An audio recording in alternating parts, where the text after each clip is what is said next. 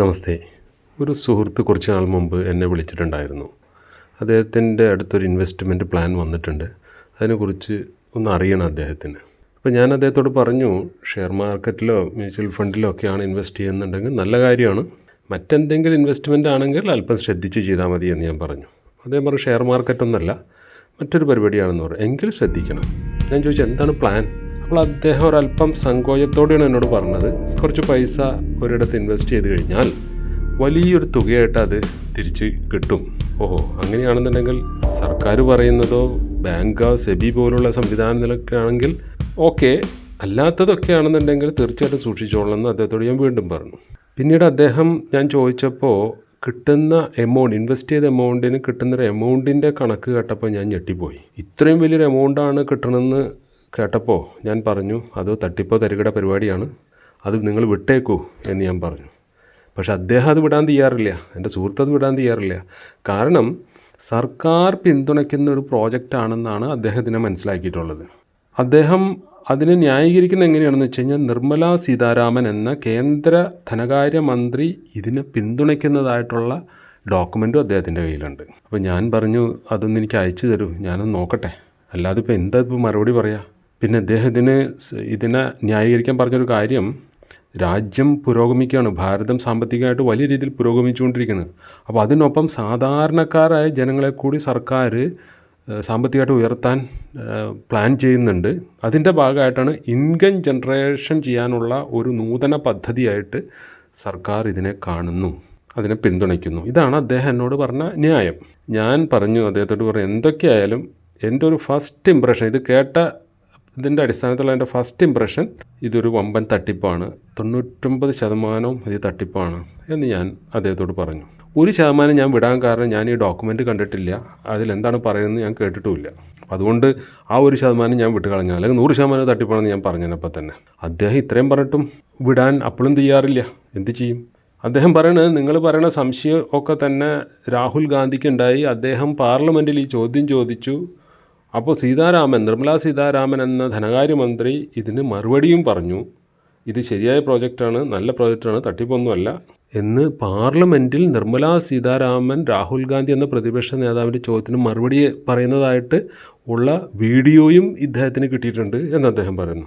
ഞാൻ പറഞ്ഞു, അതിനൊരു സാധ്യതയില്ല, ഇത്രയും ലാഭം കാണുന്ന നിലയ്ക്ക് അതിനൊരു സാധ്യതയില്ല, അത് കൃത്രിമമായിട്ട് ഉണ്ടാക്കിയാവാനുള്ള സാധ്യതയാണ് ഞാൻ കാണുന്നതെന്ന് അദ്ദേഹത്തോട് പറഞ്ഞു. അപ്പോൾ അദ്ദേഹം പറഞ്ഞു, അങ്ങനെ ഒരു AI ഉണ്ടാക്കിയൊരു വീഡിയോ ആണെന്നുണ്ടെങ്കിൽ അദ്ദേഹത്തിനും അതിൻ്റെ ഉള്ളിൽ ആ ഒരു തോന്നലില്ലാതില്ല. പക്ഷേ എങ്കിലും അദ്ദേഹം പറഞ്ഞു, അങ്ങനെയാണെന്നുണ്ടെങ്കിൽ എന്തുകൊണ്ട് ഇത്ര കാലമായിട്ട് ഇതിങ്ങനെ സോഷ്യൽ മീഡിയയിൽ ഈ കാര്യങ്ങൾ ഇങ്ങനെ പടർന്നു നടക്കുന്നു?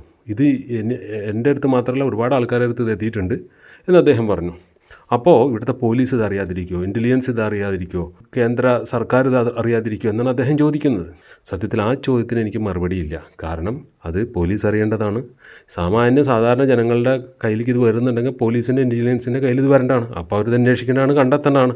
എന്തുകൊണ്ട് അവരത് ചെയ്യുന്നില്ല എന്ന് വെച്ച് കഴിഞ്ഞാൽ അതിന് സർക്കാരുകളാണ് മറുപടി പറയേണ്ടത്. ഞാൻ അദ്ദേഹത്തോട് പറഞ്ഞു, ആ ചോദ്യത്തിന് എനിക്ക് മറുപടിയില്ല, നിങ്ങളുടെ ചോദ്യം പ്രസക്തമാണ്, പക്ഷേ എങ്കിലും ഇത് തട്ടിപ്പാണെന്നാണ് എൻ്റെ അഭിപ്രായം എന്ന് ഞാൻ പറഞ്ഞു. ഒരു പണി ചെയ്യുക, ഡോക്യുമെൻറ്റുകളൊക്കെ എനിക്ക് അയച്ചു തരാൻ പറഞ്ഞു. ഞാനിത് തട്ടിപ്പാണെന്ന് പറയാൻ 2-3 കാര്യമുണ്ട്, അത് ഞാൻ വഴിയെ പറയാം. അതിനു മുമ്പായിട്ട് ഞാൻ ആ വീഡിയോയുടെ കാര്യം പറയാം. ഈ വീഡിയോ ഞാൻ പിന്നീട് കണ്ടു, ഞാൻ തന്നെ സെർച്ച് ചെയ്ത് ചില സ്ഥലങ്ങളിൽ നിന്ന് അതിൻ്റെ വീഡിയോകൾ എടുത്തു. ഒന്നാമതായിട്ട് ഒന്നാമത്തെ വീഡിയോ പറയുന്നത് എന്താണെന്ന് വെച്ച് കഴിഞ്ഞാൽ, ഒരു 21,000 ഇൻവെസ്റ്റ് ചെയ്ത് കഴിഞ്ഞാൽ മാസം 15 ലക്ഷം വെച്ച് കിട്ടും, അല്ലെങ്കിൽ അടുത്ത മാസം 15 ലക്ഷം ആയിട്ട് അത് കിട്ടും. ഇതാണ് ഒരു വീഡിയോയിൽ പറയുന്നത്. ഈ കാര്യത്തെ ന്യായീകരിക്കുന്നത് കേന്ദ്രമന്ത്രി നിർമ്മലാ സീതാരാമൻ മാത്രമല്ല, മുൻ RBI ഗവർണറായിരിക്കുന്ന ശക്തികാന്ത് ദാസും ഇതിനെ ന്യായീകരിക്കുന്നതായിട്ടാണ് ഈ വീഡിയോയിൽ കാണുന്നത്. ഇതിനെ പിന്തുണയ്ക്കുന്നതായിട്ട് കാണുന്നുണ്ട് ഒരു വീഡിയോയിൽ. മറ്റൊരു വീഡിയോയിൽ ഈ ഇലോൺ മസ്കിൻ്റെ പ്രോജക്റ്റായിട്ടാണ് ഇതിനെ അവതരിപ്പിച്ചിട്ടുള്ളത്. അതിന് പേരൊക്കെ അതിഗംഭീരമാണ് കേട്ടോ. ഈ പേര് കേട്ട ആൾക്കാർ വീണു പോകും. അതിൻ്റെ പേരെന്താണ് കൊടുത്തിരിക്കുന്നതെന്ന് അറിയോ? ഇലോൺ മസ്കിൻ്റെ പ്രോജക്റ്റിന് quantum artificial intelligence investment program. ഈ പേരൊക്കെ കേട്ട ആരാണ് വീഴാതിരിക്കുന്നത്? കാരണം ആർട്ടിഫിഷ്യൽ ഇൻ്റലിജൻസിൻ്റെ കാലമാണ്. ഇതെന്താണെന്ന് പോലും അറിയാത്ത മനുഷ്യർക്ക് ഇതൊരു വലിയ സാധനമാണെന്ന് മനസ്സിലാക്കി അതിൻ്റെ ഡെവലപ്മെൻറ്റിന് വേണ്ടിയിട്ട് ഫണ്ട് കണ്ടെത്താനാണ് ഇലോൺ മസ്ക് നോക്കുന്നത്. അപ്പോൾ അതിൻ്റെ പ്രോഫിറ്റ് ഷെയർ ആയിട്ടുള്ളതാണ് ഈ കൊടുക്കണമെന്നൊക്കെ ഇനി പറയണത്. അതിൽ പറഞ്ഞ് 22,000 ഇട്ട് കഴിഞ്ഞാൽ 85,000 റുപ്പീസ് ഡെയിലി കിട്ടും. ആലോചിച്ച് നോക്കൂ, 22,000 രൂപ കിട്ടാൻ ദിവസം 85,000 85,000 രൂപ വെച്ച് തിരിച്ചു കിട്ടും. ഇതാണ് അടുത്ത വീഡിയോയിൽ കാണുന്നത്. യഥാർത്ഥത്തിൽ ഇത്തരം ഒരു പ്രോഫിറ്റ് മാർജിൻ കണ്ടു കഴിഞ്ഞാൽ 22,000 രൂപ ഇട്ട് കഴിഞ്ഞാൽ 22,000 രൂപ ഇട്ട് കഴിഞ്ഞാൽ പിറ്റേ ദിവസം പോയിട്ട് 85,000 രൂപ വെച്ച് കിട്ടുമെന്ന് പറഞ്ഞാൽ ആലോചിച്ച് നോക്കുക. ഇത്ര പ്രോഫിറ്റ് മാർജിൻ കണ്ടാൽ ആ നിമിഷം യുക്തിബോധമുള്ള ഒരാൾ അത് തട്ടിപ്പാണെന്ന് മനസ്സിലാക്കണ്ടേ? മനസ്സിലാക്കണം. അതിനല്ലേ സാമാന്യ ബുദ്ധി മനുഷ്യന് കൊടുത്തിട്ടുള്ളത്. ഇത് തട്ടിപ്പാണെന്ന് പറയാൻ 2-3 കാരണങ്ങളുണ്ടെന്ന് ഞാൻ പറഞ്ഞില്ല, അത് നോക്കുക. സാമാന്യമായിട്ടൊരു ഒന്നാമത്തെ കാരണം, നമ്പർ 1, സാമാന്യ ബിസിനസ്സിൻ്റെ ലാഭം ഈ നാട്ടിൽ എത്രയാണുള്ളത്? ഒരു 10-20%, 10-20% ഇടയിലാണ് ഒട്ടുമിക്ക ബിസിനസ്സിൻ്റെയും പ്രോഫിറ്റ് ഇവിടെ നമ്മൾ കാണുന്നത്. ചിലതിലൊക്കെ കൂടുതൽ പ്രോഫിറ്റ് കിട്ടും, അത് ചില പ്രോജക്റ്റുകളിലാണ്.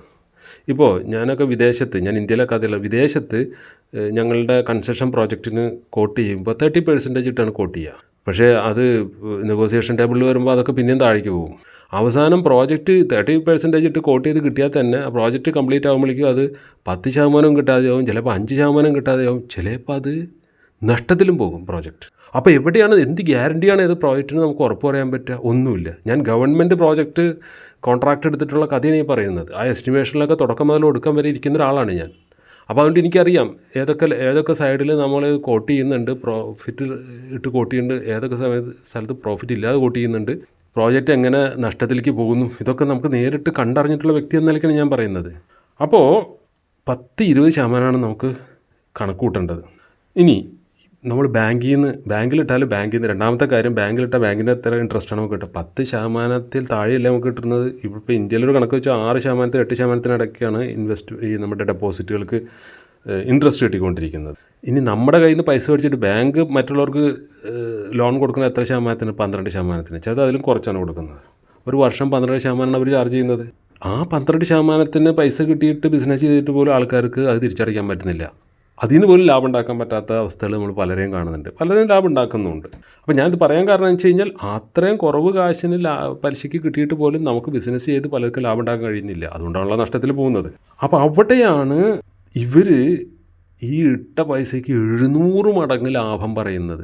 ആലോചിച്ചു, 700 മടങ്ങ് എന്നൊക്കെ പറഞ്ഞു കഴിഞ്ഞാൽ ഇതെന്തീ പറയുന്നത്? ബാങ്കിൽ ഇട്ടാൽ ഒരു 100 രൂപ ഇട്ടാൽ 10 വർഷം കൊണ്ട് പോലും അത് ഇരട്ടിയാവില്ല. പണ്ട് 5 വർഷം കൊണ്ട് ഇരട്ടിയാവുമായിരുന്നു, ഇപ്പോൾ 10 വർഷം കൊണ്ട് പോലും ഇരട്ടിയാവില്ല. അവിടെയാണ് ഈ പൈസ ഇട്ട് കഴിഞ്ഞാൽ അടുത്ത മാസം 700 മടങ്ങായിട്ട് നമുക്കിത് തിരിച്ചു തരുമെന്ന് പറയുന്നത്. 700 മടങ്ങ് കുറവുണ്ട്, അതിലും കൂടുതലാണ് ഇവർ പറയുന്നത്. അപ്പോൾ അതിന് വേണ്ടിയിട്ട് അപ്പോൾ ഒരാൾ ചോദിക്കും, ഇത് ഇത്ര ലാഭം കിട്ടുമെന്ന് വെച്ചാൽ ക്വാണ്ടം ആർട്ടിഫിഷ്യൽ ഇൻ്റലിജൻസിലാണ് ഇത് ഇൻവെസ്റ്റ് ചെയ്യണമെന്നൊക്കെ പറയും. സാധാരണക്കാരന് എന്ത് മനസ്സിലാവാൻ ക്വാണ്ടം ആർട്ടിഫിഷ്യൽ ഇൻ്റലിജൻസ് എന്ന് പറയും. അവനെത് ചിന്ത എന്തോ ഭയങ്കര സാധനമാണ്, ഇപ്പോൾ എയുടെ കാലമല്ലേ, അതായിരിക്കും നമുക്ക് കരുതും. ഇനി 4-മത്തെ കാര്യം, മ്യൂച്വൽ ഫണ്ട് പോലുള്ളതിൽ 30% ഒക്കെ ലാഭം കിട്ടാറുണ്ട് ചിലപ്പോൾ. ഇനി ഷെയർ മാർക്കറ്റിലാണെങ്കിൽ ഷെയർ ട്രേഡ് ചെയ്യാൻ പോകുന്ന ആൾക്കാർക്ക് ചിലപ്പോൾ 100% വരെ ലാഭം കിട്ടാറുണ്ട്, അതിലും കൂടുതലും കിട്ടാറുണ്ട്.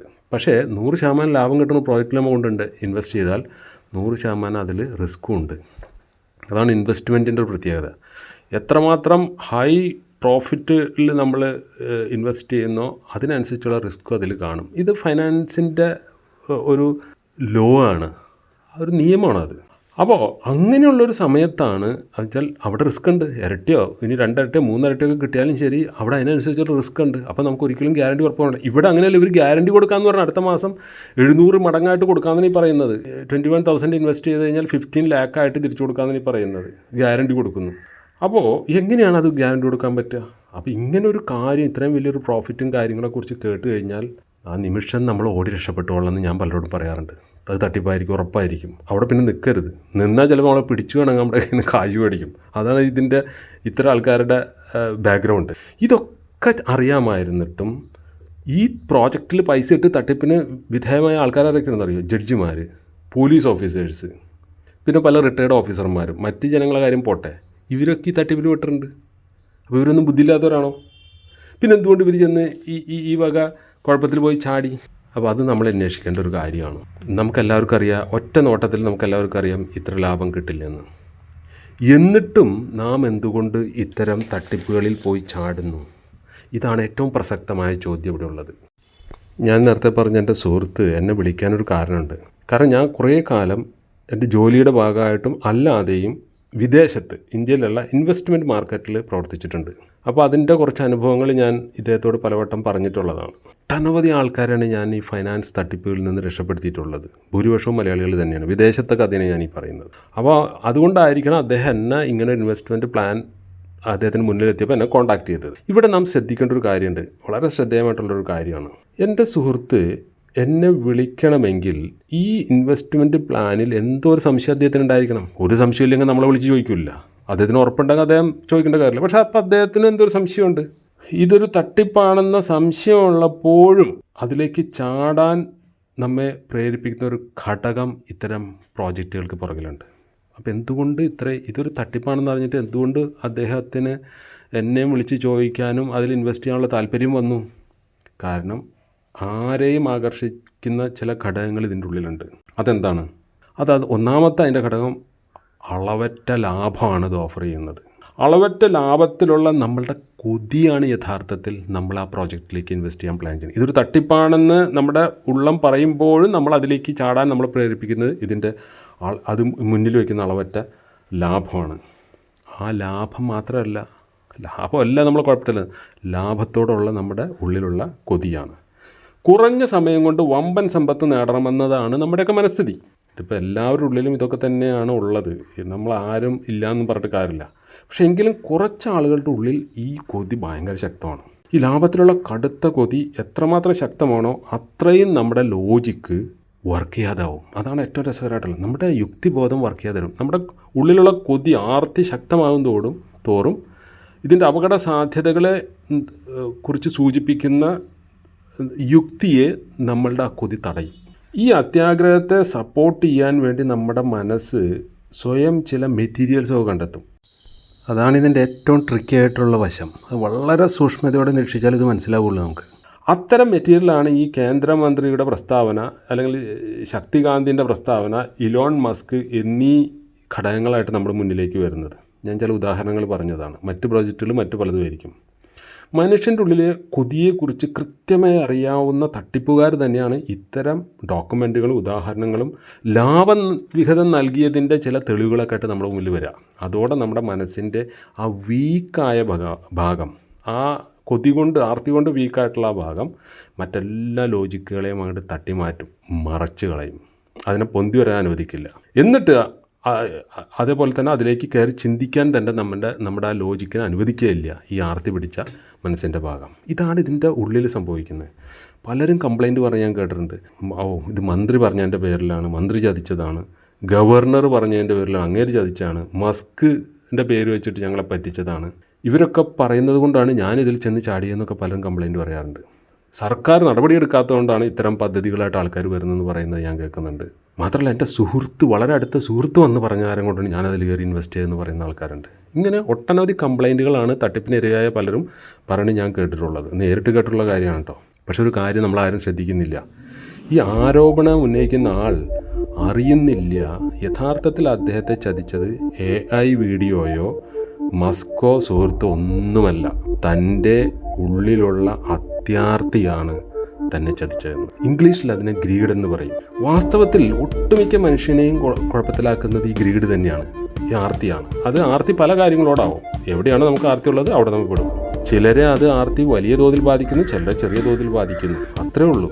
ഞാനിവിടെ പറഞ്ഞ ഡിജിറ്റൽ അറസ്റ്റ് പോലെയുള്ള ഭയപ്പെടുത്തി കാശ് മേടിക്കുന്ന കാര്യമല്ല പറഞ്ഞത്. ഇത്തരത്തിലുള്ള ഇൻവെസ്റ്റ്മെൻറ്റാണ് ഇവർ, അട്രാക്ഷൻ മുന്നിൽ വെച്ചുകൊണ്ടുള്ള ഇൻവെസ്റ്റ്മെൻറ്റിനെ കുറിച്ചാണ് പറയുന്നത്. മനുഷ്യൻ്റെ ഈ ദൗർബല്യത്തെയാണ് യഥാർത്ഥത്തിൽ ഭാരതീയ ശാസ്ത്രങ്ങൾ ഏറ്റവും പ്രാമുഖ്യം നൽകി ചർച്ച ചെയ്യുന്നത്. ഭാരതം മനുഷ്യൻ്റെ ഉള്ളിലെ ഈ ഗ്രീഡിനെ, അത്യാർത്തിയെ അഡ്രസ്സ് ചെയ്തുകൊണ്ടാണ് നമ്മോട് സംസാരിക്കുന്നത്.